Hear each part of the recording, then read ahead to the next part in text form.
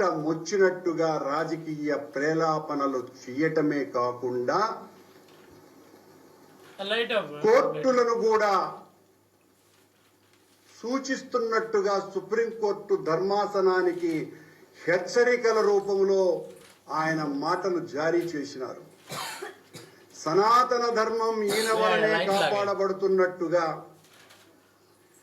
కొత్తగా కళ్ళు తాగినటువంటి కోతి ఏ రకంగా ఎగురుతుందో సనాతన ధర్మాన్ని గురించి పవన స్వాములు మాట్లాడేటువంటి మాట ఆ రకంగా ఉంది తప్ప మరొక రకంగా లేదు.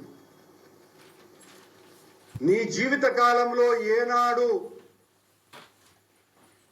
ధర్మాన్ని గురించి, హైందవాన్ని గురించి, సనాతనాన్ని గురించి, ప్రాచీన సాంప్రదాయాలను గురించి మాట్లాడినటువంటి వ్యక్తివి ఈ రోజున కొత్తగా ఈ పాఠం వెతుక్కున్నావు అంటే దీని వెనుక చాలా పెద్ద అజెండా ఉన్నది అని స్పష్టంగా అర్థమవుతుంది.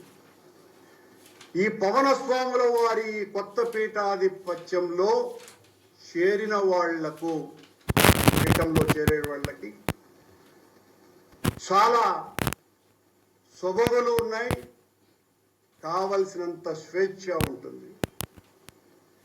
ఈ సనాతన ధర్మ పరిరక్షణ స్వాముల వారి పీఠంలో చేరినటువంటి వాళ్లకు బాప్తిజం తీసుకున్న ఏ అభ్యంతరము లేదు.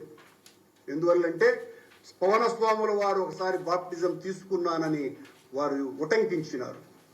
అలాగే గొడ్డు మాంసం తప్పదనుకున్నప్పుడు ఆయన స్వీకరించి ముందుకే వెళతారు. కాబట్టి ఈ పీఠంలో చేరినటువంటి వాళ్లకు, ఈ సనాతన ధర్మ పీఠంలో గొడ్డు మాంసము నిషేధము కాదు. అలాగే